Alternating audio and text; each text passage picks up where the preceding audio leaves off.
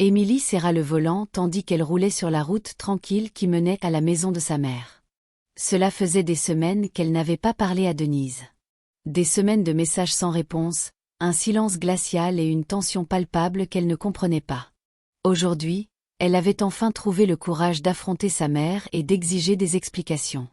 Mais au moment même où elle tournait dans la rue de sa mère, son téléphone s'illumina. Un message. C'était de son avocat, Ben Carter. « N'allez pas chez votre mère. Appelez-moi immédiatement. » Le cœur d'Émilie se serra. Elle ralentit jusqu'à l'arrêt complet de la voiture, juste devant l'allée. Les mains tremblantes, elle fixait le message, le relisant sans cesse, espérant avoir mal compris. Pourquoi Ben, d'ordinaire si calme, si sûr de lui, si maître de lui, aurait-il envoyé une chose pareille? Elle appuya aussitôt sur le bouton d'appel. Pas de réponse. Elle réessaya. Toujours rien. Un froid étrange l'envahit. Elle regarda vers la maison, et c'est alors qu'elle commença à voir des choses qu'elle n'avait pas remarquées au premier abord. Des détails insignifiants, mais suffisants pour lui couper le souffle. La porte d'entrée n'était pas complètement fermée. Elle était entr'ouverte, comme si quelqu'un s'était précipité à l'intérieur. Tous les rideaux étaient tirés, même si sa mère détestait les fenêtres fermées. Et dans l'allée, juste derrière la vieille berline de Denise, se trouvait une voiture sombre qu'Émilie ne reconnaissait pas. Ce n'était pas celle de sa mère. Ce n'était pas celle de son frère. Ce n'était celle de personne qu'Émilie connaissait. Elle déglutit difficilement. Quelque chose n'allait pas. Quelque chose de très grave. Elle essaya d'appeler Ben encore et encore. À chaque fois, la sonnerie semblait plus longue, plus forte, plus douloureuse. L'air autour d'elle était lourd, comme un avertissement de ne pas sortir de la voiture. Finalement, après ce qui lui parut une éternité, Ben répondit. « Émilie, Émilie, écoute-moi, » dit-il. Sa voix n'était ni calme, ni assurée. Elle tremblait, était précipitée, presque effrayée. « Tu ne peux pas entrer dans cette maison. Tu m'entends? Tu dois rester exactement où tu es. Ne bouge pas. »« Ben, que se passe-t-il » murmura Émilie, la gorge serrée. « Pourquoi es-tu là » Elle l'entendit prendre une grande inspiration, comme s'il essayait de se calmer. « Il y a quelque chose que tu dois savoir. Il s'est passé quelque chose. Ton frère, Marcus. » Avant qu'il ait pu finir sa phrase, une autre voix l'interrompit. Une voix d'homme, forte, furieuse, bien trop proche de celle de Ben. Puis Émilie entendit autre chose. Un halètement, un bruit, puis les pleurs d'une femme. Le son était faible, mais il lui transperça la poitrine comme une lame. « Ben, » dit-elle rapidement, la voix brisée. « Ben, tu es là ? Ben. » Mais la communication fut coupée. Morte. Émilie, figée dans sa voiture, le téléphone tremblant dans sa main, fixait la portière entr'ouverte de sa mère. La peur lui glaçait le sang, comme un frisson la parcourant à l'échine, en repensant à la relation qu'elle entretenait avec Denise. Denise avait toujours été difficile. Même enfant, Émilie avait toujours eu l'impression de marcher sur des œufs en sa présence. Denise pouvait être chaleureuse un instant et froide l'instant d'après.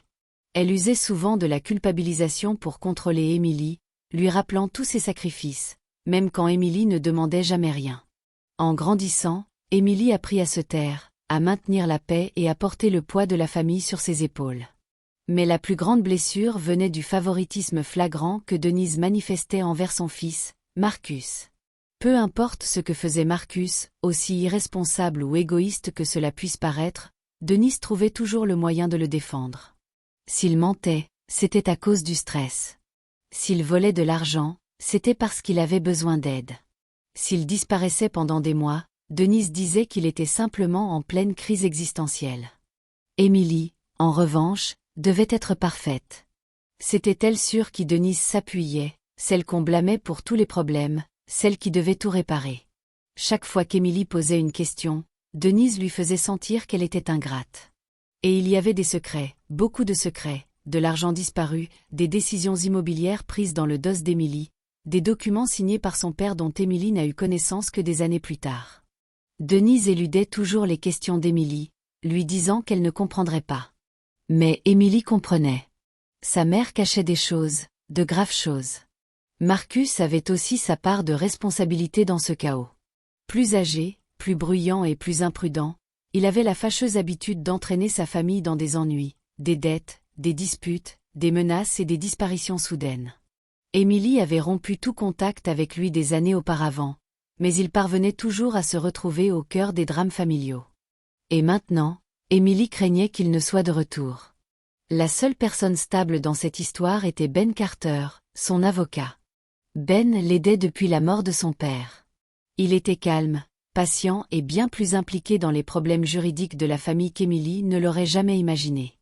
Il connaissait chaque détail de la propriété, chaque document manquant et chaque décision étrange de Denise et Marcus.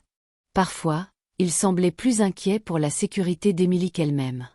Mais même Ben était dépassé ces derniers temps. Chaque nouveau document qu'il trouvait soulevait de nouvelles questions. Chaque vieux dossier révélait de nouveaux problèmes. Il y avait des moments où il semblait vouloir dire quelque chose à Émilie, mais il se retenait comme pour la protéger de toute la vérité. Pendant ce temps, Émilie tentait de se reconstruire. Son mariage s'était terminé douloureusement 1 an auparavant. Son ex-mari l'avait épuisée financièrement et émotionnellement, la laissant vide et pleine de doutes.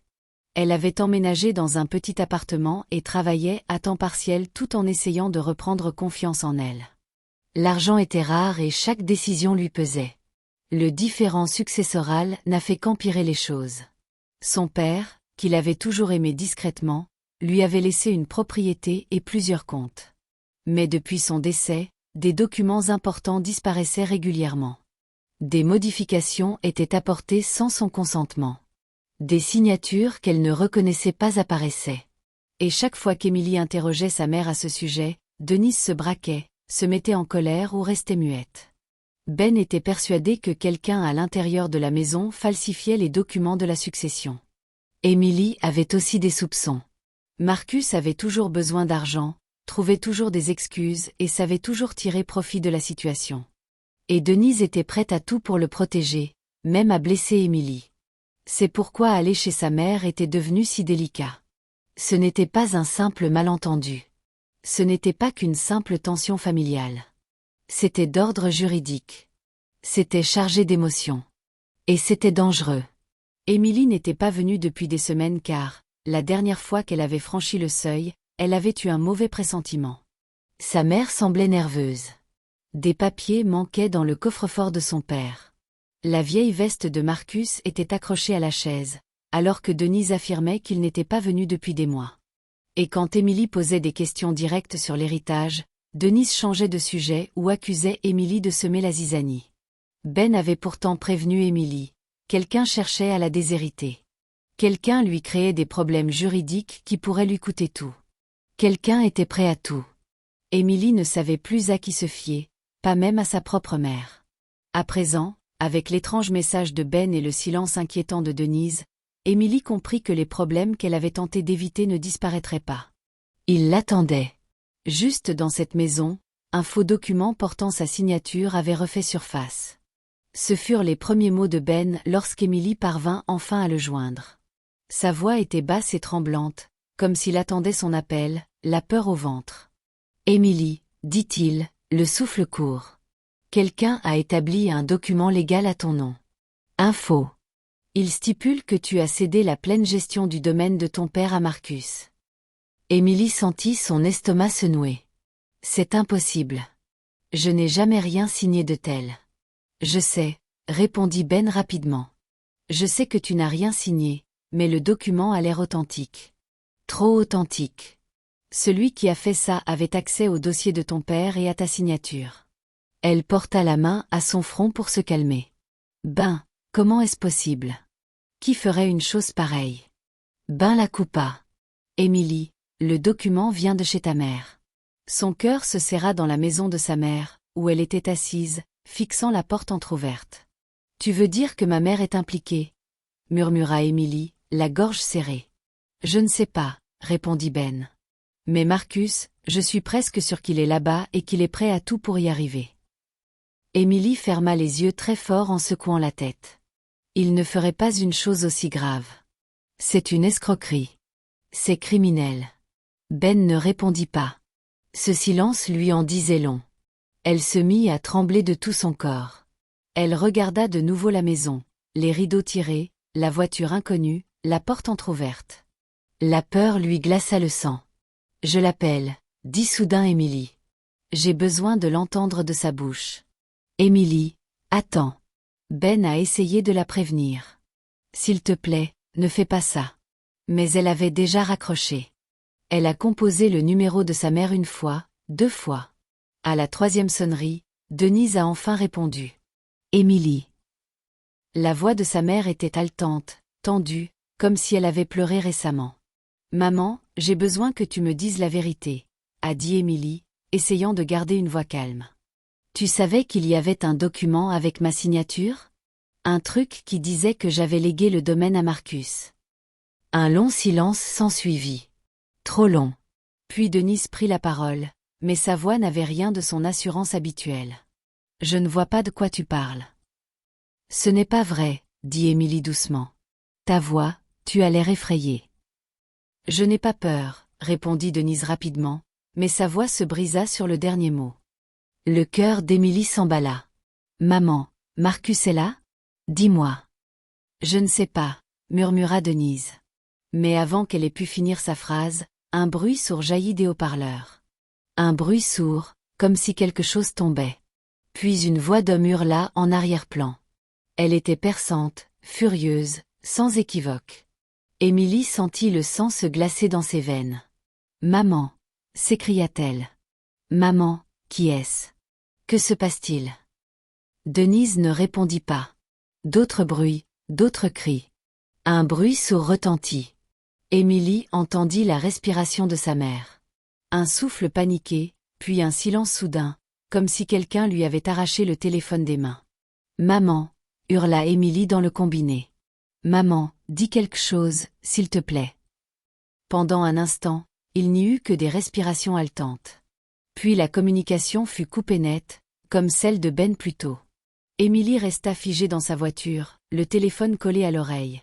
Même si la ligne était coupée, le cœur battant si fort qu'elle l'entendait dans ses oreilles. Quelqu'un était dans cette maison. Quelqu'un avait peur. Quelqu'un était en colère. Et elle savait exactement de qui il s'agissait. Sa mère cachait des lettres de son défunt père. Ce fut la première vérité qu'Émilie apprit alors que tout commençait à s'effondrer. Ben l'appela à son bureau tôt le lendemain matin. Sa voix était ferme cette fois, non plus tremblante comme auparavant, mais elle pouvait encore percevoir le stress sous-jacent. Quand Émilie arriva, il ferma la porte à clé derrière elle et déposa une mince pile de papiers jaunis sur son bureau. « Ces papiers étaient censés être pour toi, » dit-il doucement. Émilie prit la première lettre. Elle reconnut aussitôt l'écriture de son père, régulière, soignée, pleine d'attention. Sa gorge se serra en lisant la date. Elle avait été écrite quelques semaines seulement avant sa mort. Dans la lettre, il parlait de regrets, de son désir de paix au sein de la famille et de sa confiance absolue en Émilie pour prendre les bonnes décisions après son départ. Mais la fin était la plus déchirante. Si jamais il arrivait quoi que ce soit, ces lettres étaient destinées uniquement à Émilie. Pourtant, sa mère les avait cachées. Toutes. Les mains d'Émilie tremblaient. Pourquoi ne me les a-t-elle pas données? Pourquoi cacher une chose pareille? Ben répondit. Parce que ton père a écrit des choses que ta mère ne voulait pas que tu vois. Et parce que Marcus falsifie ta signature depuis des mois. Émilie resta figée. Des mois. Ben hocha la tête et sortit un autre dossier. À l'intérieur se trouvaient des copies de documents, certains mineurs, d'autres majeurs, chacun avec sa fausse signature soigneusement reproduite. Il procède par petites étapes depuis longtemps, modification des documents, détournement de fonds, transfert d'actifs. Quelqu'un de la maison l'a aidé à y accéder. Émilie savait de qui il s'agissait, sa mère. Denise ne voulait pas qu'il ait des ennuis, poursuivit Ben. Elle est terrifiée à l'idée de le perdre à nouveau. Elle pense que le protéger est le seul moyen de préserver l'unité familiale. Émilie ressentait un mélange douloureux de colère et de chagrin, alors elle m'a trahi. Ben ne répondit pas. Il n'en avait pas besoin. Après avoir quitté le bureau, Émilie se rendit directement chez sa mère. Cette fois, elle ne frappa pas doucement et n'attendit pas dehors. Elle poussa la porte et entra. La maison était étrangement silencieuse. Denise se tenait près de la table à manger, les mains tremblantes, les yeux gonflés d'avoir pleuré. « Émilie, écoute-moi, s'il te plaît. » Émilie brandit les lettres. « Comment as-tu pu me cacher ça ?» Le visage de Denise se décomposa. J'essayais d'apaiser les tensions. Tu ne comprends pas. Marcus a besoin d'aide. Non, maman, dit doucement Émilie, la voix brisée. J'avais besoin d'honnêteté. J'avais besoin que tu sois à mes côtés, pour une fois. Denise se couvrit le visage. Des larmes coulèrent entre ses doigts. Je ne peux pas le perdre à nouveau. Il revient toujours brisé. Si je ne l'aide pas, qui le fera? Émilie s'approcha. Mais l'aider, c'est me faire souffrir. Pourquoi sa douleur serait-elle plus importante? Avant que Denise ne puisse répondre, Marcus fit irruption dans la pièce. Ses yeux étaient rouges, sa mâchoire serrée. Vous parlez encore de moi? Émilie sentit ses muscles se tendre. La présence de Marcus imprégnait la pièce d'une tension palpable, comme une tempête prête à éclater. Qu'est-ce que tu lui as dit, maman? Lança-t-il sèchement. Quel mensonge tu racontes encore? Émilie prit une inspiration. Je sais pour les signatures falsifiées, Marcus. Il se figea un instant, puis éclata d'un rire sec. Ne fais pas l'idiote. Tu as toujours tout. Papa t'a choisi. Tu étais sa préférée. Émilie sentit sa poitrine se serrer. Ce n'est pas vrai, Marcus. Papa nous aimait tous les deux. Non, dit Marcus en s'approchant, la voix forte. Il te faisait confiance. Il m'ignorait. Et maintenant, tu veux tout prendre. Émilie le fixa. Elle ne l'avait jamais vu comme ça. En colère, sauvage, imprévisible. Denise s'est précipitée vers lui saisissant le bras. Marcus, arrête. C'est ta sœur. Il a repoussé sa main. Elle essaie de me détruire. Émilie a reculé, le cœur battant la chamade. Elle ne se sentait pas en sécurité. Pas avec ce regard brûlant dans les yeux de Marcus. Ben l'avait prévenu. Émilie, avait-il dit plus tôt, tu dois te protéger avant que Marcus ne fasse quelque chose d'irréparable. Elle comprenait maintenant. Marcus n'était pas seulement désespéré. Il était en pleine descente aux enfers. Et Denise était trop effrayée pour l'arrêter. Émilie prit une lente inspiration, relevant le menton. Ça ne peut plus durer. Je porte plainte. Le visage de Marcus se crispa de colère. Tu n'oserais pas, mais elle, si. Elle n'avait pas le choix.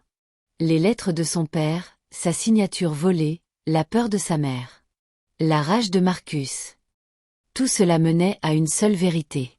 Si elle ne réagissait pas maintenant, tout ce que son père avait laissé derrière lui serait perdu à jamais. Et peut-être se perdrait-elle elle-même, aussi. Sa mère n'encourageait pas Marcus. Elle protégeait Émilie. Cette vérité frappa Émilie comme une vague inattendue. Cela se produisit quelques instants après que Marcus eut quitté la pièce en trombe, claquant la porte si fort que les murs tremblèrent. Denise s'affaissa sur une chaise, les mains sur le visage. Émilie resta figée, ne sachant si elle devait la réconforter ou exiger des explications. Finalement, Denise leva les yeux, les larmes coulant sur ses joues. « Émilie, tu ne sais pas tout, » murmura-t-elle. « Je n'aidais pas Marcus. J'essayais de te protéger. » Émilie sentit son souffle se couper. « Me protéger de quoi ?» Denise s'essuya le visage d'une main tremblante. Marcus a découvert quelque chose il y a des semaines. Quelque chose concernant le testament de ton père, et ça l'a rendu furieux. Le cœur d'Émilie battait la chamade. Qu'a-t-il découvert? Denise hésita, puis parla d'une voix tremblante. Ton père t'a tout légué. Pas à vous deux. À toi seul. Émilie cligna des yeux, abasourdie. Moi? Pourquoi? Parce qu'il te faisait confiance. Denise murmura. Il voulait que tu gères bien l'héritage. Il disait que Marcus n'était pas assez stable. Elle déglutit difficilement. Marcus a lu le testament en mon absence. Il a perdu le contrôle. Émilie était bouleversée. Alors, c'était ça la vérité sur les faux documents, les papiers disparus, la peur dans la voix de sa mère. Denise baissa les yeux, se tordant les doigts. Il comptait transférer l'intégralité de la propriété à un homme à qui il devait de l'argent. Un homme dangereux, un criminel. Émilie sentit un frisson la parcourir. Quoi? J'ai essayé de l'arrêter? Dit Denise, la voix brisée. J'ai essayé de récupérer les papiers. C'est là qu'il est devenu violent. Ses mains tremblaient encore plus tandis qu'elle poursuivait. Les pleurs que tu as entendus au téléphone tout à l'heure. Émilie, c'était moi. Il m'a arraché le téléphone des mains. Il ne voulait pas que tu saches quoi que ce soit. Émilie recula, s'appuyant au mur pour garder l'équilibre. Toutes ses certitudes s'étaient effondrées. Sa mère n'avait pas couvert Marcus. Elle avait essayé de la protéger de lui. Soudain, la porte s'ouvrit brusquement. Marcus resta là, le visage déformé par la colère. Alors, tu lui as dit? Grogna-t-il. Denise se leva brusquement. Marcus, s'il te plaît. On discutait, c'est tout. On discutait, hurla-t-il. Vous vous retournez tous les deux contre moi. Émilie sentit la tension monter dans la pièce. Marcus s'approcha, les poings serrés. Sa colère n'était pas seulement de la colère. C'était un mélange de jalousie, de désespoir et de trahison. Papa t'aimait plus que tout, cracha-t-il à Émilie. Il te faisait une confiance absolue. Et tu veux tout lui prendre et me laisser sans rien. Je n'ai jamais dit ça, répondit doucement Émilie, s'efforçant de garder son calme. Je n'en savais rien. Menteuse, hurla Marcus. Il se jeta sur elle. Émilie recula en titubant lorsqu'il lui saisit le bras, le serrant si fort qu'elle poussa un cri. Denise accourut vers eux en tirant sur l'épaule de Marcus. Arrête. Tu lui fais mal. Marcus la repoussa violemment. Denise s'écrasa contre la table. Lâche-moi, cria Émilie en se débattant, mais Marcus la retint encore plus fort. Son regard était hagard, comme s'il avait perdu le contrôle de lui-même. Soudain, une voix retentit à l'extérieur. Police, reculez. Marcus se figea, les yeux écarquillés. Émilie se dégagea de son emprise et recula en titubant. 2 agents se précipitèrent à l'intérieur et l'éloignèrent d'elle. Il tenta de se débattre, mais les policiers étaient plus forts. Ils le maîtrisèrent et le menottèrent tandis qu'il hurlait de rage, accusant toujours Émilie de tout. La poitrine d'Émilie se soulevait et s'abaissait au rythme de sa respiration saccadée. Elle se sentait étourdie, submergée par l'émotion, terrifiée. Ben entra en courant quelques secondes plus tard. « Émilie, ça va ?» Il regarda Marcus qu'on aidait à se relever du sol. « J'ai appelé la police tout à l'heure, » dit-il doucement. « Je me doutais que ça arriverait. » Denise se tenait près d'Émilie, pleurant en silence. La vérité a enfin éclaté. Sa mère avait tenté de la sauver. Son frère avait cherché à la détruire. Et maintenant, tout allait changer. Denise révéla enfin à Émilie la vérité sur le souhait de son père, qu'elle brise le cycle de souffrance intergénérationnelle. Elles étaient assises ensemble dans le salon. Le bruit de Marcus emmené par la police résonnait encore à leurs oreilles. Denise serrait les mains d'Émilie, le visage pâle et marqué par la fatigue. « Ton père voulait que tu sois différente, » dit-elle doucement. « Il voulait que tu mettes fin aux disputes, aux mensonges, à la souffrance qui a marqué notre famille depuis des générations.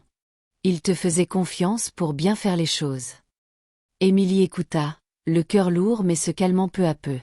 Elle avait passé tant d'années à se sentir impuissante, toujours à réagir aux actes de Marcus ou de sa mère.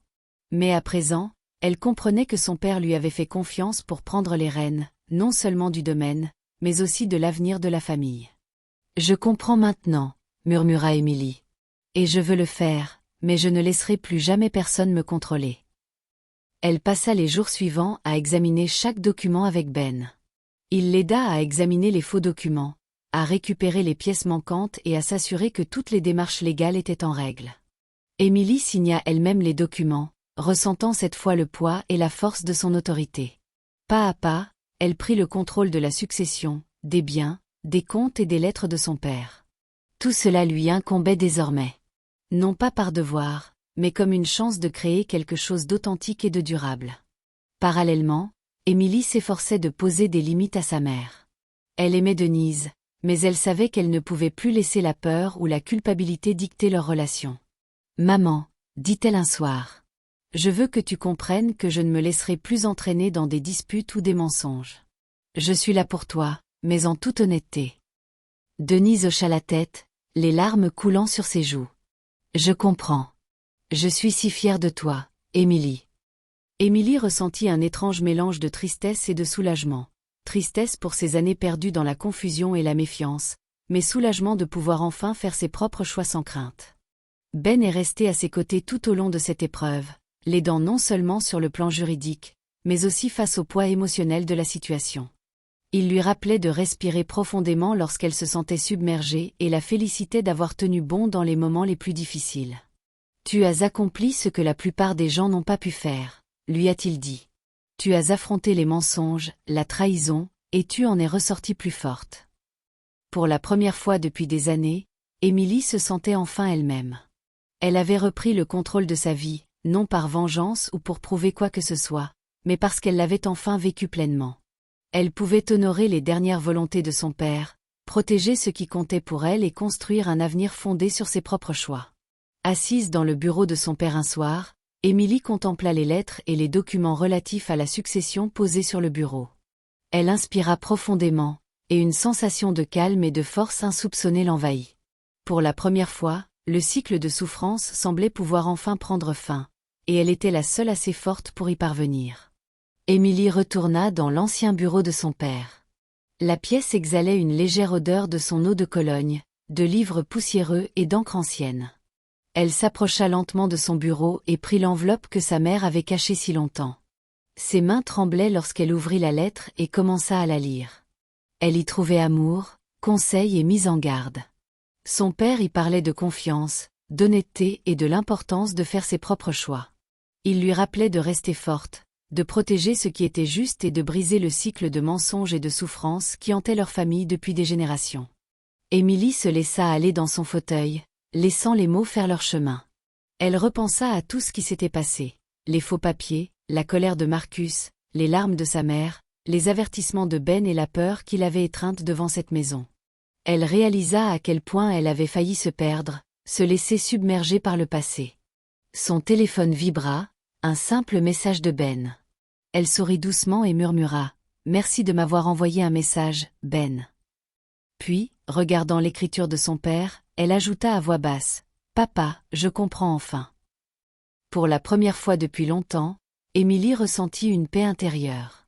Elle avait affronté les mensonges, le danger et la trahison, et elle en était ressortie plus forte. Assise dans son bureau, entourée des souvenirs de son père, elle se sentait forte, ancrée et prête à vivre sa vie comme elle l'entendait. Elle inspira profondément, laissant le calme l'envahir. Le passé était derrière elle, et l'avenir lui appartenait. Salut les amis, merci d'être restés jusqu'au bout.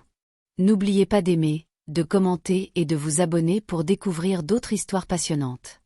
À bientôt.